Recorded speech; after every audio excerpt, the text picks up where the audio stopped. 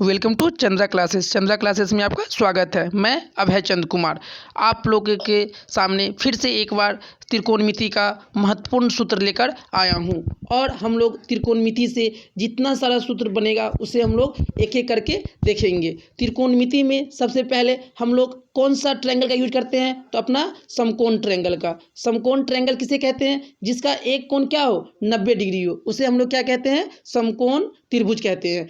अब इसमें एक ध्यान रखने वाली बात है कि समकोण त्रिभुज में सबसे बड़ी भुजा क्या कहलाती है? कर्ण कहलाती है। दूसरा भाषा में 90 डिग्री के सामने वाले भुजा क्या कहलाती है? अपना कर्ण।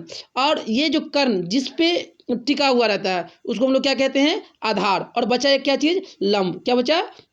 लंब। तो त्रिकोणमिति में हमें मेनली 3 चीज़ के बारे में जानना जरूरी है। पहला कर्ण के बारे में, दूसरा आधार के बारे में और तीसरा लंब के बारे में। हमें जब इसका क्वेश्चन देखने को मिलता है तो उसमें क्या, कभी कर्ण दिया रहता है, कभी लंब दिया रहता है, तो कभी हमको आधार निकालना रहता है, कभी आधार लंब दिया रहता है तो हमें कर्ण निकालना रहता है। तो चलते हैं हम लोग एक बार उसे भी एक बार देख लेते हैं। तो कर्ण का स्क्वायर बराबर में क्या होता है? 2 अन्य भुजा के स्क्वायर के योग के बराबर होता है। मतलब कर्ण का स्क्वायर क्या हो जाएगा? लंब का स्क्वायर प्लस आधार का स्क्वायर।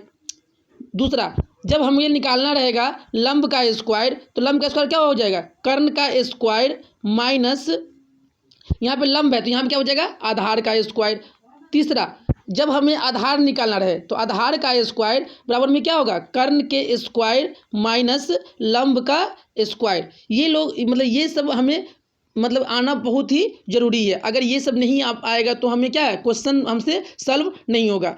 अब मेरे पास जो त्रिकोणमिति अनुपात है, तो कितना त्रिकोणमिति अनुपात है? 6 त्रिकोणमिति अनुपात है। पहला कौन सा होता है? Sine theta. दूसरा कौन सा होता है? Cos theta. तीसरा कौन सा होता है? Tan theta. और साइन का उल्टा क्या होता है? अपना कॉसेक थीटा। कौन सा होता है? Cosec theta. कॉस का उल्टा कौन सा होता है? Sec theta. और टेन का क्या होता है? Cot theta. ये जो 6 त्रिकोणमिति अनुपात है इसका हमें सूत्र आना बहुत ही जरूरी है। चलिए हम लोग अब क्या करते हैं, इस 6 जो त्रिकोणमिति अनुपात है उसका सूत्र को देखते हैं। इसके सूत्र को याद करने के लिए मेरे पास एक क्या है, एक ट्रिक है। ट्रिक क्या है? लाल बट्टा में काका। क्या है? लाल बट्टा में काका। एल से क्या होता है? लंब। के से क्या होता है? कर्ण। ए से क्या होता है? आधार। फिर के से क्या होगा? कर्ण। एल से क्या होगा? लंब। फिर ए से क्या होगा? आधार। जो पहला वाला जो होगा वो क्या होगा? Sine theta. तो साइन थीटा का मान क्या होगा? एल से लंब बट्टा में कर्ण। बीच वाला क्या होता है? अपना कॉस थीटा। कॉस थीटा में क्या होता है? आधार बट्टा कर्ण। और अंतिम वाला क्या होता है? अपना टेन थीटा। टेन थीटा में क्या होता है? लंब बट्टा आधार। और जस्ट इसका क्या होता है? उल्टा होता है। साइन का उल्टा क्या होता है? कॉसेक। तो कॉसेक थीटा में कर्ण कहाँ जाएगा? ऊपर, और लंब कहाँ जाएगा? नीचे। फिर कॉस का उल्टा क्या होता है? सेक। सेक में क्या होगा? कर्ण जाएगा ऊपर और आधार कहाँ आएगा? नीचे। और टेन का उल्टा क्या होता है? कॉट। तो कॉट में क्या होगा? आधार जाएगा ऊपर और लंब आएगा नीचे। चलते हैं हम एक एक करके सभी त्रिकोणमिति अनुपात का सूत्र को देखते हैं।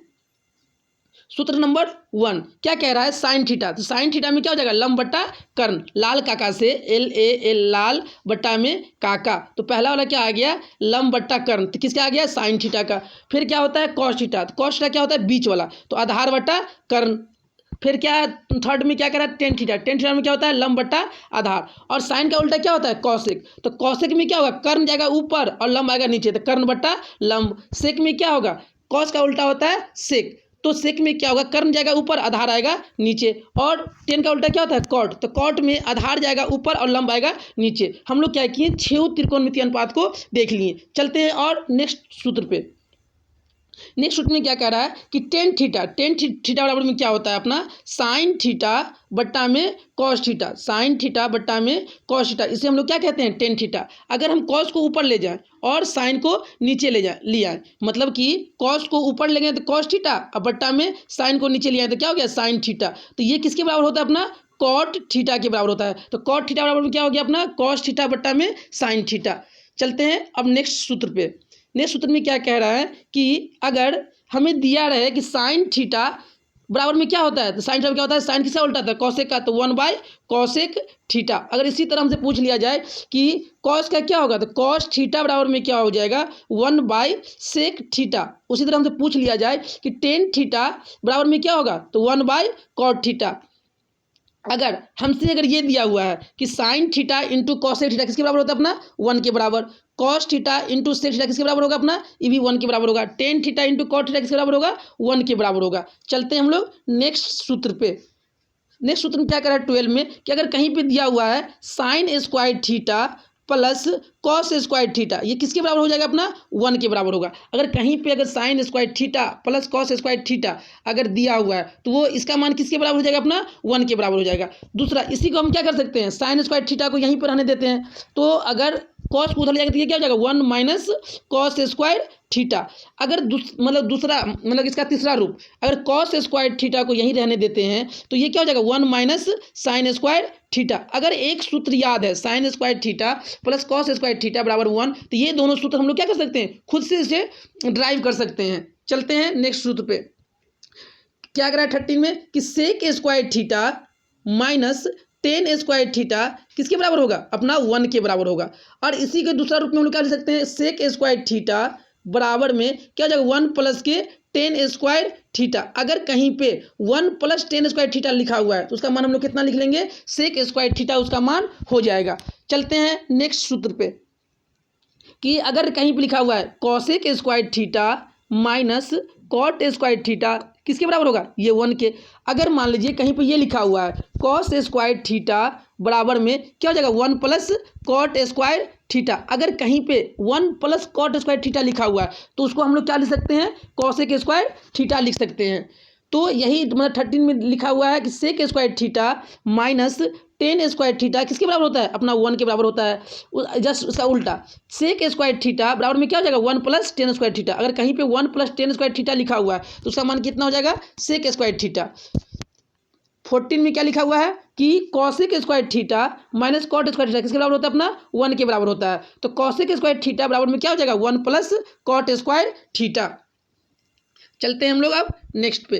नेक्स्ट में क्या कर रहा है, कोटि पूर्वक कोणों का त्रिकोणमितीय अनुपात। जो कोटि पूर्वक जो कोण है उसका त्रिकोणमिति क्या होता है, तो साइन 90 माइनस थीटा किसके बराबर होता है, कॉस थीटा के बराबर होता है। कॉस 90 माइनस थीटा किसके बराबर होता है, साइन थीटा का। कॉस अगर बदलता है तो किसमें बदलेगा, साइन में, और साइन किसमें बदलेगा, कॉस में। उसी तरह सेक 90 माइनस थीटा किसके बराबर होता है, अपना cosec theta. Cosec 90 minus theta किसके बराबर होता है, अपना sec theta. Tan 90 minus theta किसके बराबर होता है, कॉट थीटा। और कॉट 90 माइनस थीटा किसके बराबर होता है, टेन थीटा। अगर कहीं पे क्वेश्चन ये पूछा जा रहा है कि साइन 90 माइनस थीटा किसके बराबर होगा, तो साइन 90 माइनस थीटा किसके बराबर होता है, अपना कॉस थीटा का। तो इसका आंसर कौन हो जाएगा, कॉस थीटा। चलते हैं हम लोग अब नेक्स्ट पे। अब नेक्स्ट में क्या करना है, हमको थीटा का मान याद रहना जरूरी है कि जैसे साइन 0 पे कितना मान होगा, साइन 30 पे कितना मान होगा, साइन 45 पे कितना मान होगा, साइन 60 पे कितना मान होगा, साइन 90 पे कितना मान होगा। चलिए यहाँ पे ये क्या है, थीटा यहाँ पे बना लेना आप लोग 0 डिग्री, ये कितना अपना 0 डिग्री। अगर जिसको याद नहीं है उसे इससे क्या कर सकते हैं हम लोग, बना सकते हैं। और बनाएंगे कैसे कि पहले लिखेंगे कहाँ से, 0 1 2 3 4, सबको क्या कर देंगे बट्टा में 4 बट्टा 4 बट्टा 4 बट्टा 4, सब में क्या कर देंगे, अब रूट लगा देंगे। क्या लगा देंगे हम लोग, रूट लगा दिए। अब जैसे ही रूट लगाएं तो अब देखिए अब इसका मान सब निकलेगा कुछ ना कुछ। क्या निकलेगा, मान। अगर किसी संख्या में अगर ऊपर में 0 है नीचे में 4 है तो इसका मान कितना होता है, 0। 1 बट्टा 4, तो 1 का वर्गमूल कितना होगा, 1। 4 का वर्गमूल कितना होगा, 2। 2 दूना 4, तो 1 का वर्गमूल 1 होगा। और रूट 2 का कोई जोड़ा मिलेगा नहीं, तो ये रूट 2 के अंदर ही रहेगा। रूट 3/2 और कितना गया ये 1। तो हम क्या करेंगे, अब इसे रखेंगे 0। साइन 0 का मान कितना होगा, साइन थीटा के जगह पर हम 0 रख दिए हैं तो साइन 0 डिग्री का मान कितना होगा, 0। साइन 30 का मान कितना होगा, 1/2। साइन 45 का मान कितना होगा, 1/√2। साइन 60 का मान कितना होगा, √3/2। साइन 90 का मान कितना होगा, 1। उसी तरह आप जाएंगे कॉस थीटा जब कितना रखेंगे, एक बार 0 डिग्री रखेंगे तो कॉस 0 का मान कितना होगा, 1। कॉस 30 का मान कितना होगा, √3/2। कॉस 45 का मान कितना होगा, 1/√2। कॉस 60 का मान कितना होगा, 1/2।